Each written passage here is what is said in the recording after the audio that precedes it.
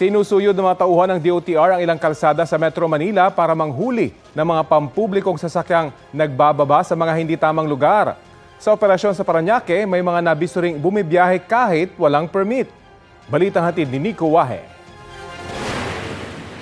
Pumuesto sa kanto ng Macapagal Boulevard at Pacific Avenue ang mga tauhan ng Special Action and Intelligence Committee for Transportation o DOTR SAIC. Ang target nila, hulihin ang mga bus na nagbababa sa hindi tamang lugar.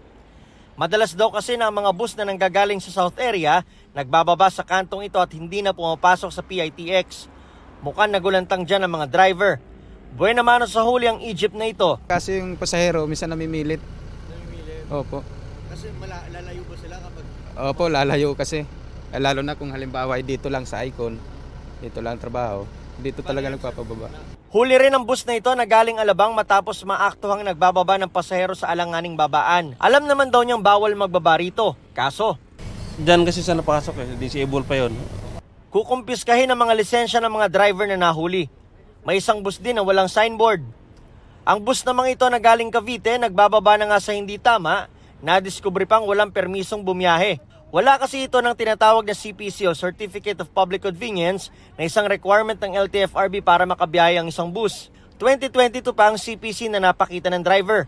Nang tanungin kung bakit bumibiyahe, Sir, ba't bumibiyahe pa tayo? Expert pala CPC natin. Sir, pasensya na po, sir. Pero alam niyo ba, expert yung CPC natin? Sir, pasensya na po, sir. Hindi ko po, sir, masagot. Pasensya na po. diretsong impound ang bus. Maraming naabalang pasahero tuloy ang bumaba na lang at naglakad. Abala kami dito! Sino ba yung hindi naabala? Saan po kayo dapat punta, sir? May flight ako sa airport eh. Anong oras na?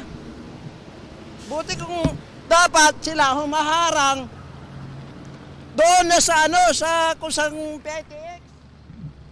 Nico Wahe, nagbabalita para sa GMA Integrated News. Kapuso, alamin ang maiinit na balita. Bisitahin at mag-subscribe sa GMA Integrated News sa YouTube. Sa mga kapuso abroad, samahan nyo kami sa GMA Pinoy TV at sa www.gmanews.tv.